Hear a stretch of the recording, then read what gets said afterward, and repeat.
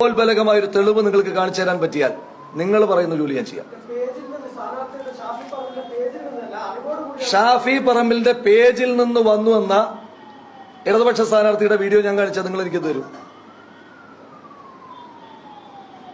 Dilute ചെയ്യാതെ. നമ്മളെല്ലാവരും കണ്ട മാധ്യമ സമ്മേളനമല്ലേ?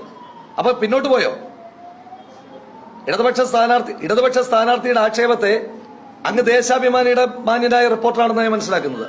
എല്ലാ ബഹുമാനത്തോടെ ചോദിക്കുന്നു, അങ്ങ് പോലും ഓൺ ചെയ്യുന്നില്ലേ?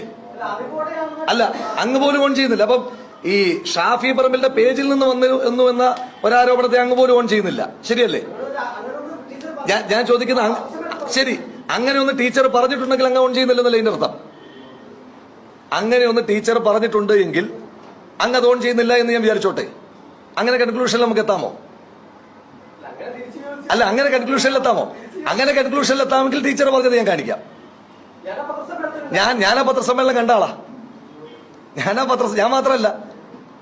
ഞാൻ മാത്രമല്ല കേരളീയ പൊതുസമൂഹം മുഴുവൻ പത്രസമ്മേളനം കണ്ടതാ. ആ മാധ്യമ സമ്മേളനത്തിൽ ടീച്ചർ പറഞ്ഞിട്ടുണ്ട്, സ്ഥാനാർത്ഥിയുടെ പേജിൽ നിന്ന് അധിക്ഷേപകരമായ പരാമർശം ഉണ്ടായിട്ടുണ്ടെന്ന് പത്രസമ്മേളനത്തിൽ അവർ പറഞ്ഞിട്ടുണ്ട്. ഇടതുപക്ഷ സ്ഥാനാർത്ഥി പറഞ്ഞിട്ടുണ്ട്. അപ്പൊ ദേശാഭിമാനിക്ക് പോലും ഓൺ ചെയ്യാൻ പറ്റുന്നില്ല. ഇതേലും പറഞ്ഞുള്ളൂ.